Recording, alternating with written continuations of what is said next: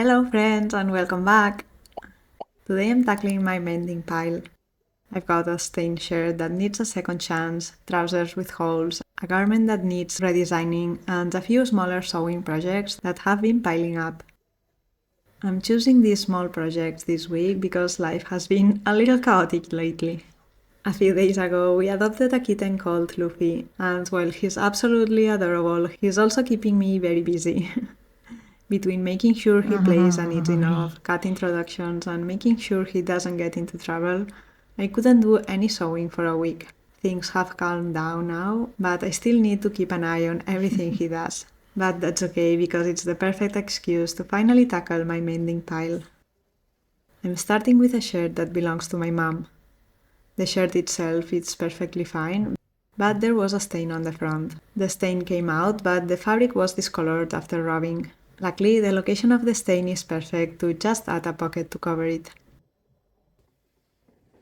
One of my favorite things about mending is that the goal isn't always to make something look new again. Sometimes it's about adapting it and giving it a new detail.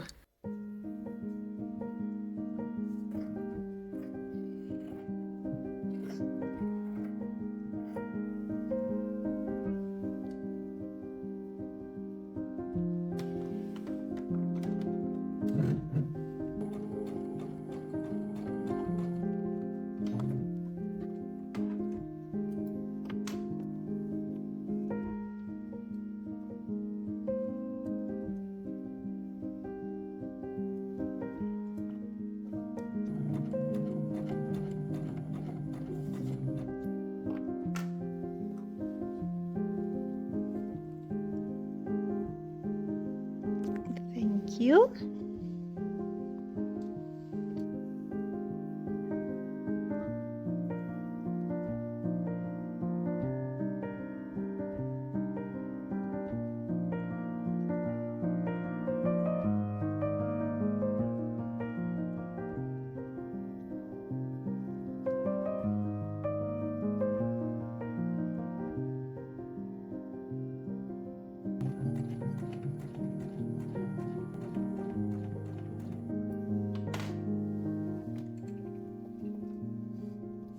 Here's the shirt with its new pocket. Now my mom can wear it to work again.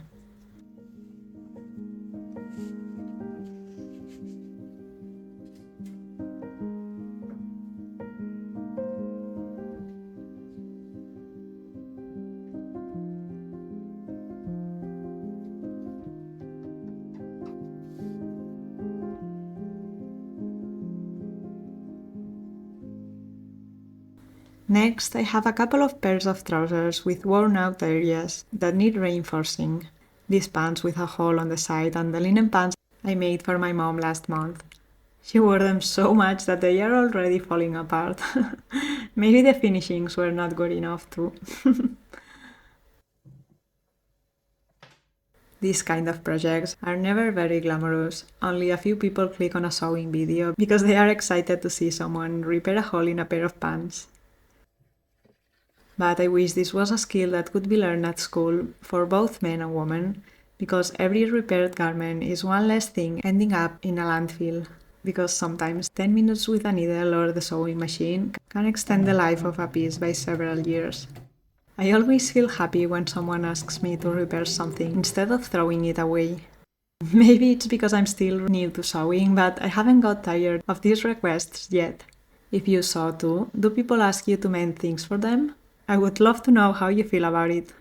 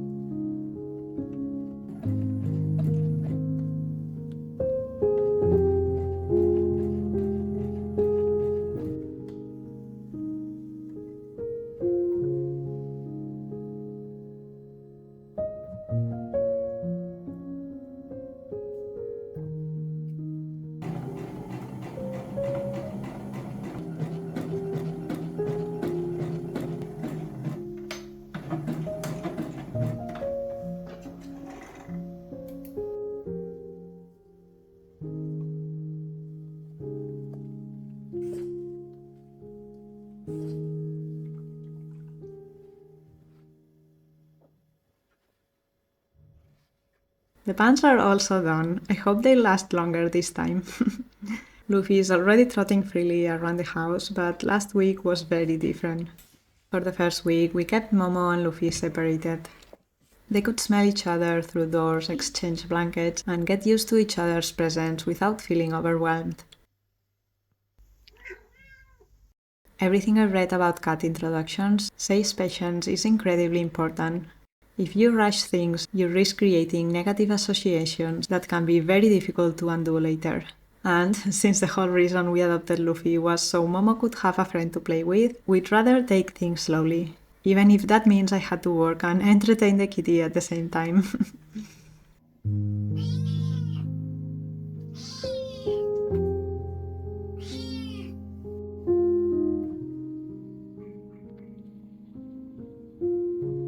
I think repairing clothes has changed how I look at wear and tear. A hole doesn't automatically mean something is ruined anymore. It just means the garment is asking for a little attention, just like this little nugget. He's very clingy. It's been just over a week since we adopted him, and after several days of scent swapping, Momo seemed calm and curious enough that we decided it was time for their first proper introduction.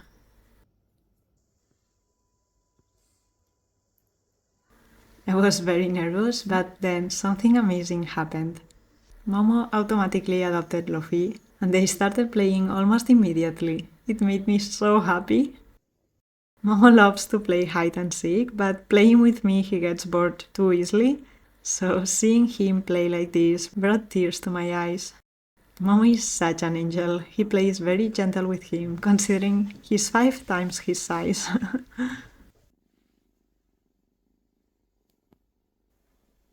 The next piece belongs to my cousin. You know when broken jeans were popular and our grandmothers were so mad about it? Well, this cardigan has the same issue. It's designed with this tiered bottom that intentionally makes it look broken. She thrifted this because it's very soft and a nice color, but she was going to get rid of it because of its design. My first idea was to just cut this, but there's a chance it will fray. I could make a zigzag stitch or add bias binding to the bottom. I'm not sure about the bias option because this is elastic and the bias binding will not act the same as the knitted fabric. I'm going to start cutting these things and we'll see what we do.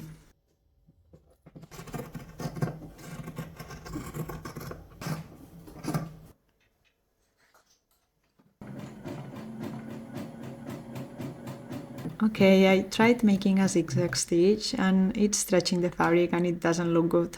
I also tried with a walking foot, but the result was not good either. I thought this was going to be such an easy fix, but it's not.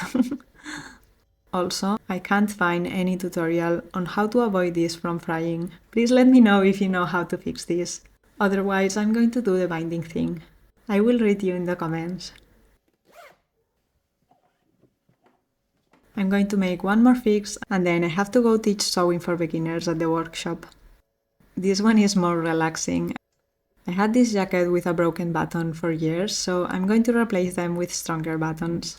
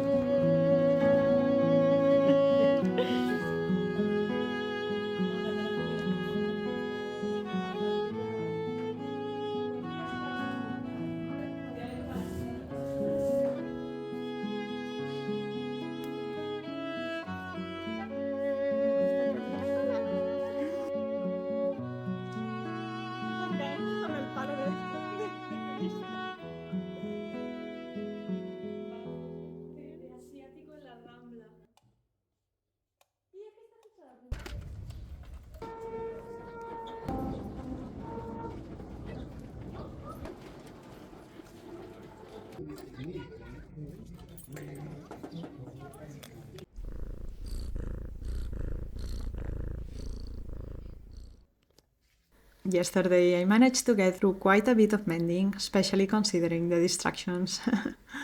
Today I want to finish a few small projects that have been sitting unfinished for a while. Do you remember the bandana I made with the zodiac print? I carefully centered the fabric so the lion would be in the middle because I'm a Leo, only to realize afterwards that the center is the one part that gets folded and hidden when you wear it. So the lion is practically invisible. I will give that one to my sister, but I still have some leftover fabric, and I've been wanting to make another version where the lion is actually visible.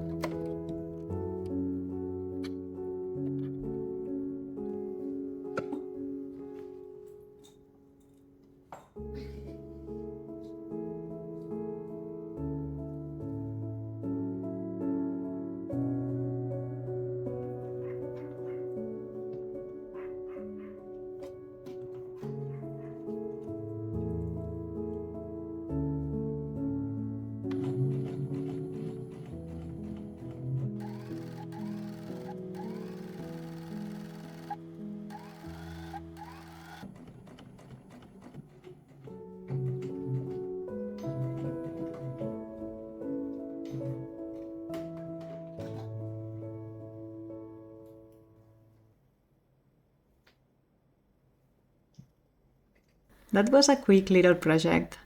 Now, for the rest of the week, I'm going to swap the sewing machine for my crochet hooks. I have this crochet top that's been a work in progress for quite some time, and between the kitten and everything else, I haven't had a chance to sit down and focus on it properly. I'm really excited to finally get it finished.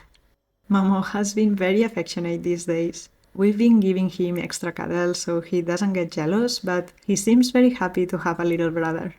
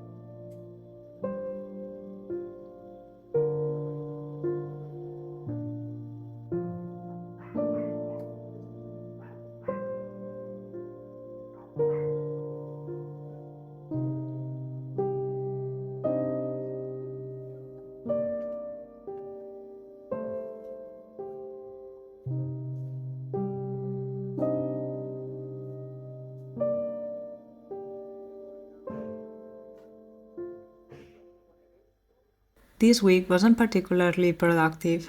I didn't make a new complicated sewing project, I ignored all house chores, and I definitely didn't stick to my normal schedule.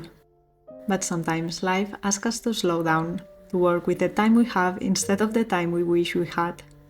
A collection of small projects that fit into the little spaces between kitten naps, cows, and everything else. Repair works feels so comforting, it's an act of care for our clothes and for the people we love.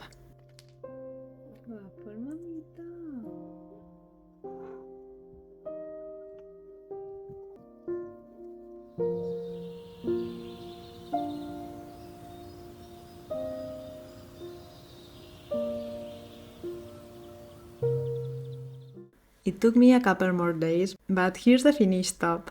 Well, almost finished. I have to sew the sides and also add a few more rounds around the edges to make it slightly bigger and give it that wavy finish.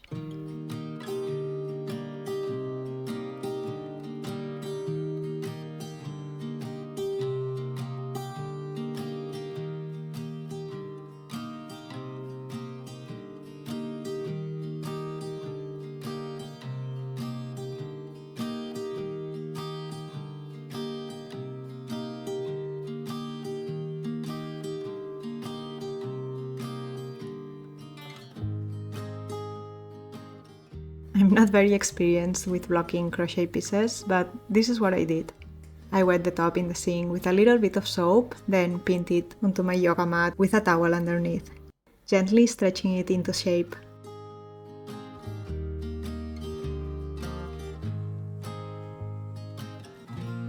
And here it is, the final top. I really recommend this pattern. It's quite beginner friendly and it looks so charming. The increases for the armholes and the neckline felt a little confusing at first, but now that I made one top, the next one will be much easier.